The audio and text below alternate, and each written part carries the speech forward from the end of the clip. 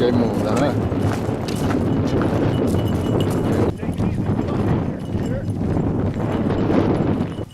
Oh, jeez. His autograph. Ai chứ? một trò sẽ tay chị da kia Một trò kia chỉ da nó lo, giờ yêu tua nó lo. tổ họ rất lo sự trò kia da kia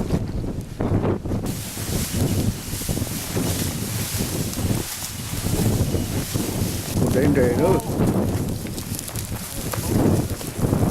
Một đến đề nó chỉ tụng ra cho rồi nữa.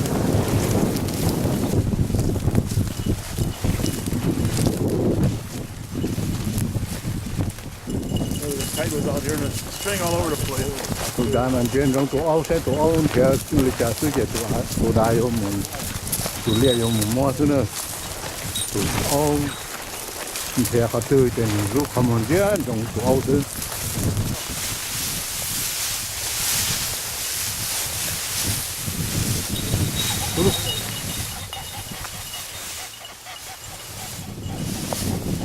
Tổ liệt chỗ đó.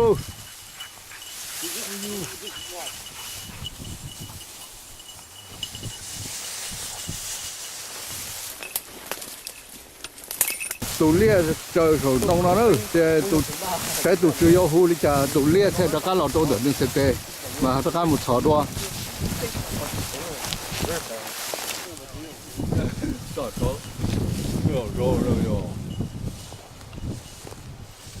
Come on, Odie, let's go.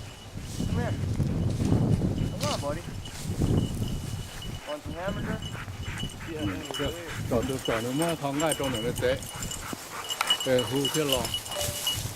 gia đình đã nó tụt chỉ là cho rồi thì tụt lia yếu tụt bao thì tụt chỉ là cho rồi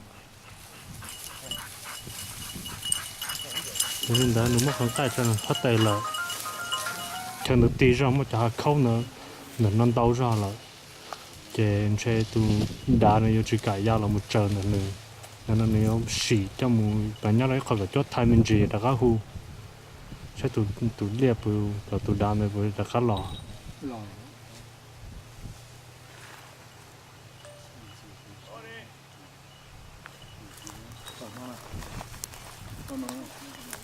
thế nó giờ lên lò kia là hu lò một trời là phát tiền nó kia là tiền I go to him like, are you nervous right now? You know, I'm all like freaking out, like he's not gonna get the fucker back. Yeah. Oh, my bad. What the Nó fuck? mà một chú. Tất cả lọt chỗ là trời được sẽ tệ nữa. tụi đá nó nếu như bao thì tụi trừ giờ lên đó nó tất cả những chắc khá là một trời nó phát tiền được cô